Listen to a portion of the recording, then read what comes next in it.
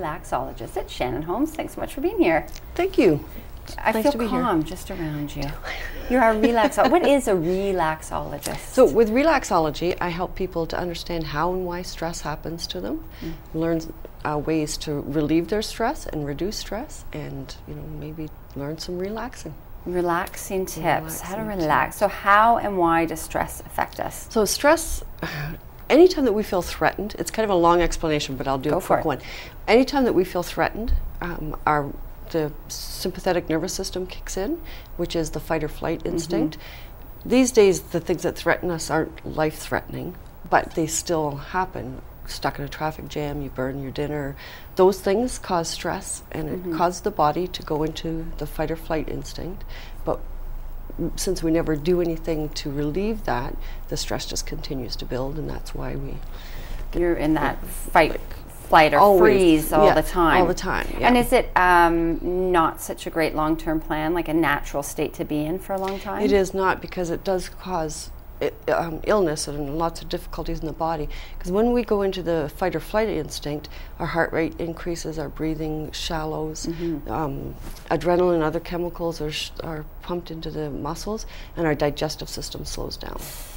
So if we never relieve the stress and it just continues to build, you could see how it turns into medical, like health issues. So, I mean, so far back, the fight or flight, and there are obviously opportunities in our lifetime that comes that in. Actually, yes. Of course, it saves your life. But, you know, when we're running from the buffalo, but now burning the dinner and being late for your meeting, but you still have that same primal reaction. That's right, yeah. Okay, it hasn't evolved. That's right. It has not evolved from the days when, whatever was chasing us, we had claws and long teeth. So it hasn't evolved. It's not as extreme each time that we get it, like when you're stuck in traffic or you've burned your dinner. It's not that extreme, but a little bit happens. And throughout the day it happens several times, and every day it happens, and we're not releasing that stress. So that's why we're always tense all the time. I think it's interesting that you say that you never release it, because I think we're under the illusion that, okay, I'm past that and I'm feeling better. Right. But that's not the case, because most people hold the stress in the neck and shoulders, and sometimes in the lower back.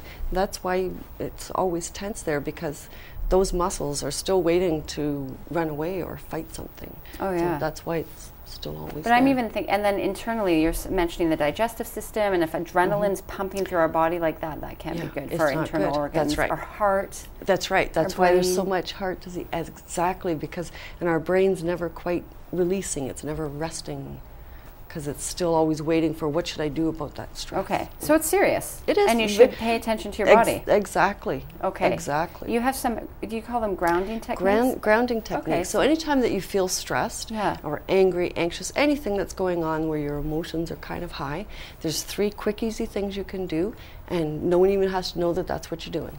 Oh, good. The first one is one we all know, but no one ever does: deep breathing. Oh. So in through your nose, and you blow out through your mouth 3 times. If you do it more than 3 times, you could start to get lightheaded, which would be counterproductive. Yep. So 3 deep breaths. The other one is point of contact grounding. So when you're anxious or angry, you tend to get up. You get up on the edge of your seat. You start to pace, and your pacing gets worse and worse. Well, there are times when you have like an inch contact to a hard surface, and that just helps to increase the anxiety rather than to reduce it. So if you could sit down, the key is, can't do it here at the moment, but the key is to have your feet flat on the floor. Rest your back up against the back of the chair if you can. Cozy chairs. Yeah. They'll work, because they're still, you've got points of contact here. And then place your hands flat in your lap. So that's going to ground you. You've got a lot of contact. It's going to help to bring the emotion down rather than to help bring That's simple. Very simple. Okay, and your third? Third one is bilateral stimulation. Ooh. Left brain, right brain, right? Yes. Creative and logical side. So when we're feeling very emotional, it's the creative side is completely in control, and the logical side is fairly dormant. So bilateral stimulation forces both sides of your brain to work at the same time together. So it brings down the emotion, brings up the thinking. The thinking so part. You can think through it rather than react Being irrational. through it. Yeah. Right. So, and the quick, easiest way to do that is, I hope it doesn't affect the mic too much, but you tap one side then the other. And in this area is best because it's between the heart and the head, which is what it's going to affect the most, the quickest. So people know now on air if I'm doing this, things are going haywire up behind the scenes. Yeah. So, and you don't have to do it there. You could do Anywhere. it here, Oh, see, and you that's can do it on your easy. lap. And when you're sitting, you know, at a desk or something, nobody will ever know. You're just. And it's true, I've Tapping. heard the thinking brain is only 8% or something. So when you're in your primal brain, to try and fight that with 8% of your brain power. That's right. Impossible. It's really difficult. It's ridiculous. But you can do it physically, and you must tap one side then the other, never together. Okay. One side then the other, and it'll help to even out your brain. And so you give workshops. Oh, I have cat hair. I on me. do. Yeah, you give workshops. Where did you get I that? know, weird. Yeah. Yeah, I do workshops for businesses, organizations, student groups. They find it especially helpful at exam sure. time. And I take all kinds of different items so people can try it out and see what will work for them.